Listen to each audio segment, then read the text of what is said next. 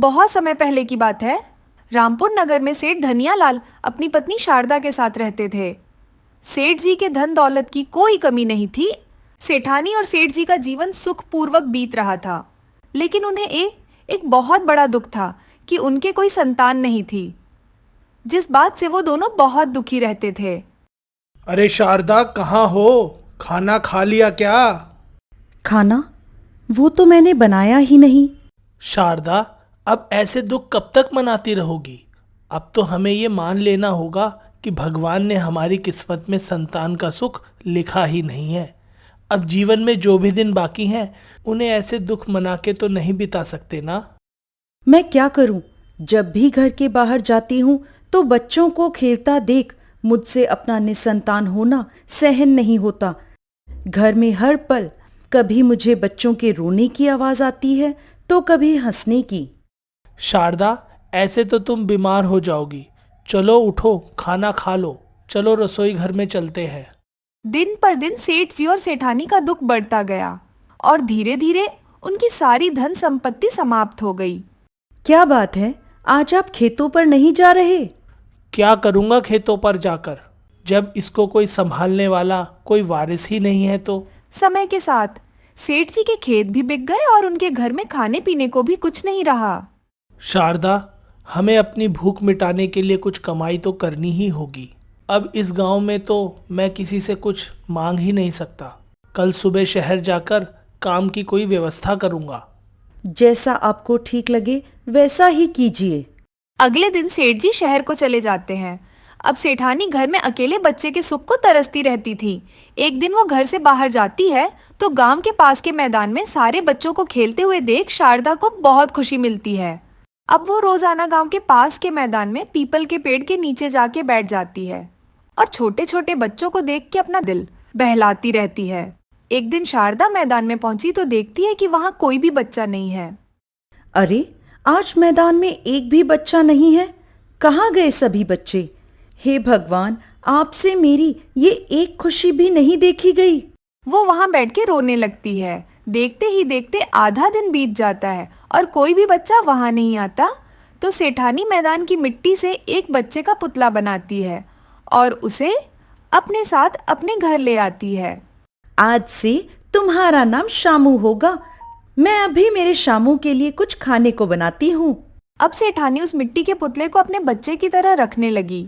गांव में सभी उस पे हंसने लगे। सेठानी तो पागल हो गई है, इस मिट्टी के पुतले को अपना बच्चा समझ रही है। हाँ हाँ, सेठ जी तो इसे छोड़ के शहर चले गए हैं और ये यहाँ मिट्टी का बच्चा लेकर घूम रही है। किसी दिन इसको नहलाई तो इसको सारा असलियत पता चल जाएगा। ऐसे ही सेठानी का समय बीत गया। दिवाली के दिन करीब आए तो सेठ जी शहर से कुछ पैसे कमाकर वापस अपने घर लौट आए तो सेठानी को मिट्टी के पुतले के साथ खेलता देख हैरान हो गए। आप आ गए? देखो शामू, तुम्हारे पिताजी वापस आ गए। शारदा, ये सब क्या है? ये देखिए ना, ये अपना बेटा है। ये मिट्टी का पुतला हमारा बेटा कैसे हो सकता है? क्या आप गांव वालों की तरह मेरे बेटे को मिट्टी का पुतला बोल रहे हैं? जाइए, मैं आपसे बात नहीं करती। सेठ जी समझ जाते हैं कि सेठानी ने उस मिट्टी के पुतले में अपनी खुशी ढूंढ ली है। ऐसे ही अहोई अष्टमी का दिन आता है तो सेठानी अपना व्रत पूजा करती है। शारदा, आज तुम किसके लिए व्रत कर रही हो? आज तो संतान की लंबी उम्र के लिए व्रत किया जाता है। तो मैं आज अहोई माता से अपने शामू की लंबी आयु के लिए प्रार्थना करूंगी और उसके लिए व्रत भी रखूंगी। तुम पागल हो गई हो। कितनी बार समझाया है कि ये मिट्टी का पुतला है, मिट्टी का, असली बच्चा नहीं है। इसके लिए व्रत मत करो। आप ऐसा ना कहें, ये तो मेरा शामू है।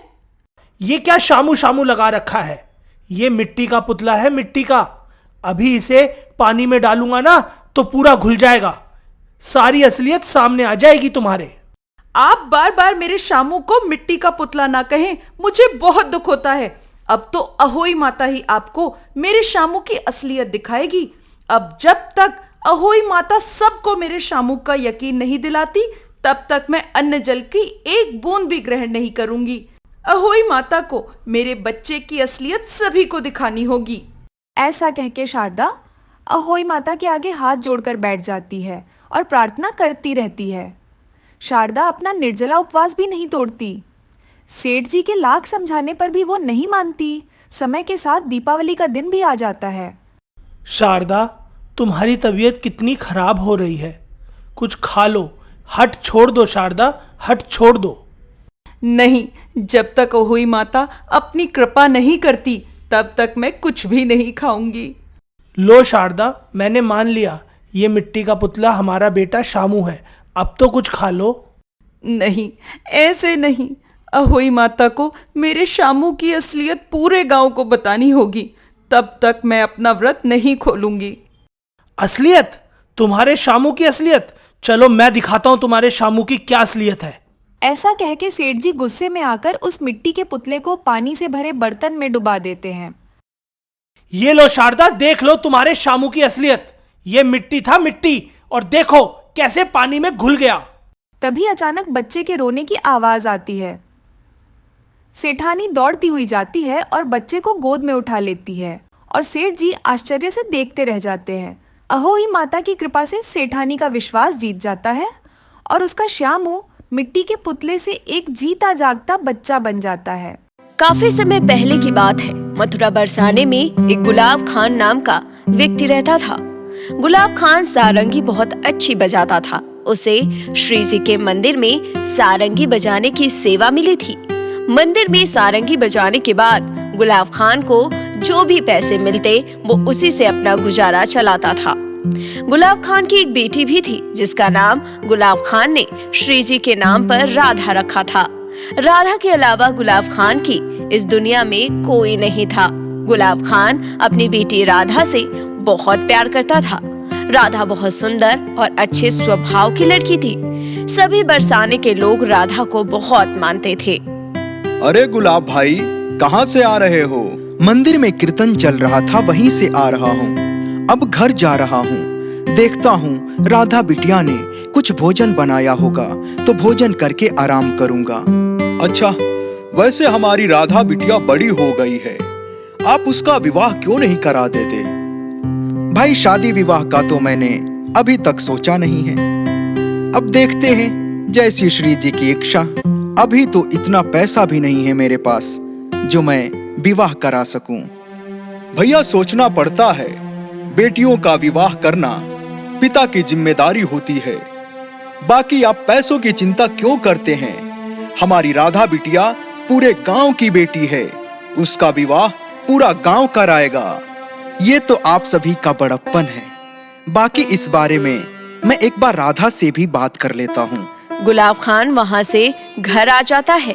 राधा बेटी, जरा मेरे पास आ, तुझसे एक बात करनी है। हाँ पिताजी, बताइए। बिटिया, मैं सोच रहा हूँ कि कोई अच्छा लड़का देखकर अब तेरा विवाह करा दूं। अब तू बड़ी हो गई है और जवान लड़की कुंवारी घर में अच्छी नहीं लगती। पिताजी, मुझे विवाह नहीं करना, मुझे आपके ही साथ रहना है। मुझे विवाह करके कहीं नहीं जाना। आपको पता है ना, मैं आपके बिना नहीं रह सकती। बिटिया, तेरे बिना तो मैं भी नहीं रह सकता, लेकिन विवाह भी तो जरूरी है। पिताजी, मेरा विवाह हो गया तो आप कैसे रहोगे?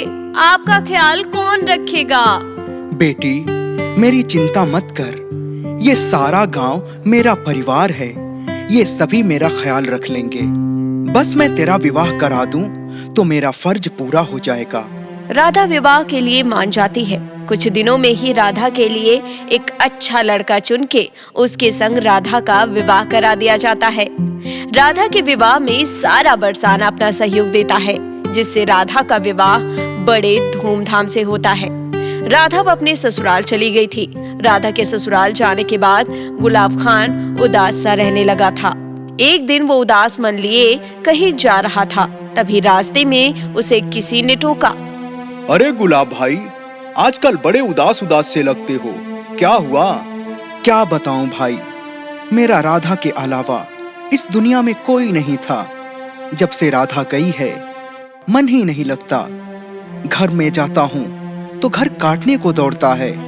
पहले राधा थी तो दिन भर बोलती रहती थी, बाबा क्या खाओगे? बाबा कैसे हो? बाबा पैर की मालिश कर दूं? लेकिन जब से राधा गई है अब कोई ख्याल रखने वाला ही नहीं है। इसलिए सोच रहा हूँ कि घर छोड़ के श्री जी के मंदिर में ही रहने लगूं। वहां कुछ शांति तो मिलेगी। चलिए अब मैं चलता हूँ। गुलाब खान वहाँ से किशोरी जी की मंदिर की तरफ चल देता है। किशोरी जी का मंदिर ऊंचाई पर था। गुलाब खान अपनी बेटी राधा की याद में आंसू बहाता है और अपनी बेटी राधा का नाम लेता हुआ किशोरी जी के मंदिर की तरफ बढ़ता जा रहा था। राधा, राधा, राधा, राधा। गुलाब खान विलाप करता हुआ राधा को पुकारता मंदिर की तरफ जाने लगा। रास्ते में उसे काफी लोग मिलते, समझाते, लेकिन गुलाब खान किसी की नहीं सुनता। 3 दिन तक वो मंदिर में राधा राधा का विलाप करता रहा, लेकिन चौथे दिन वो मंदिर से गायब हो गया। वो मंदिर में किसी को भी नहीं दिखाई दिया। वहाँ के लोगों ने सोचा कि गुलाब खान मान गया होगा और घर लौट गया होगा, लेकिन गुलाब खान को गायब हुए काफी दिन बीत गए, उसका कुछ पता नहीं चला। गोसाई जी, आज काफी दिन बीत गए हैं, लेकिन गुलाब खान का कुछ पता नहीं चला। हाँ, सही कह रहे हो भाई। लगता है बेचारा किसी जंगली जानवर का शिकार हो गया। अच्छा व्यक्ति था, श्री जी का अच्छा सेवक था। गोसाई जी, मैं सोच रहा हूँ कि गुलाब खान के नाम पर हमें मंदिर के बाहर एक चबूतरे का निर्माण कराना चाहिए। अच्छा इंसान था, अच्छा सेवक था, उसके आगे पीछे कोई नहीं था। हमें उसके सम्मान के लिए एक चबूतरे का निर्माण कराना चाहिए। सही कह रहे हो, कल ही मैं मंदिर के बाहर चबूतरे का निर्माण कराता हूँ। अगले दिन मजदूर बुलाए गए और बरसाने वालों की तरफ से मंदिर के बाहर एक चबूतरा बनवाया गया, जिसका नाम गुलाब खान का चबूतरा रखा गया।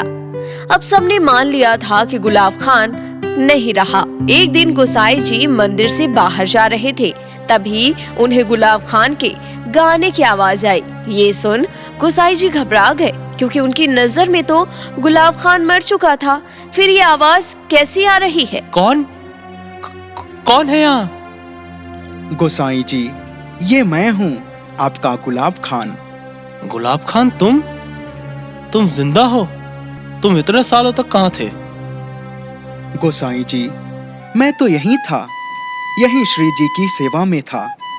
श्री जी की सेवा में तो मैं भी था, लेकिन मुझे तो तुम आज तक नहीं दिखाई दिए।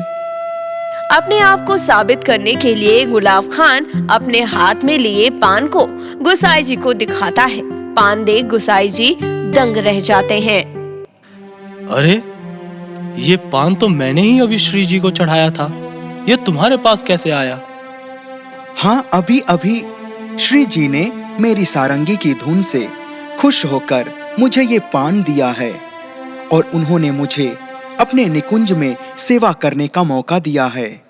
अरे गुलाब, मुझे एक बात तो बताओ, तुमने ऐसा कौन सा कर्म कर दिया जिससे तुम्हें श्री जी की ऐसी सेवा का मौका मिला? कुछ सालों पहले जब मैं 3 दिन तक मंदिर के बाहर राधा राधा नाम लेकर रो रहा था, तब हमारी श्री जी को मेरी यह दशा देखी नहीं गई। एक दिन मैं रात के समय राधा राधा कहकर रोए जा रहा था, तभी अचानक मंदिर का दरवाजा खुला और उसमें से एक छोटी सी लड़की बाहर निकली और उसने मेरे से कहा, बाबा, मैंने सुना है आप सारंगी बहुत अच्छा बजाते हैं। आप सारंगी बजाएं, मैं उसकी धुन पर नाचूंगी। उस लड़की की ये बात कहते ही अचानक मेरे पास एक सारंगी आ गई और मैं वो सारंगी बजाने लगा और मेरी सारंगी की धुन पर वो लड़की नृत्य करने लगी। जब वह लड़की नृत्य कर रही थी, मानो ऐसा लग रहा था सारी दिव्य शक्तियां एक साथ वहां आकर नृत्य कर रही हों। मैं उसे देख इतना खो गया कि मेरे हाथ सारंगी से रुक ही नहीं रहे थे। फिर वह लड़की नृत्य करते करते मंदिर की तरफ जाने लगी। मैं भी उसके पीछे पीछे मंदिर में चला गया। मैं मंदिर के अंदर जाकर देखता हूँ कि प्रियतम सरकार कृष्ण और राधा मंदिर में साक्षात उपस्थित थे और 8 सखियां उनकी सेवा में लगी हुई हैं। गुलाब, तू कब से राधा राधा पुकार रहा था? मुझे मालूम है कि तू अपनी बेटी को पुकार रहा था, लेकिन नाम तो मेरा ही है ना। अब से तू मेरे निकुंज में ही रहेगा और मेरी सेवा करेगा। तब से राधा जी ने मुझे अपने ही निकुंज में रख लिया और मैं उनकी सेवा करता रहा। गुलाब की ये बात सुन गोसाई जी की आंखों से पानी छलकने लगा और वो गुलाब के पैर पकड़कर रोने लगे।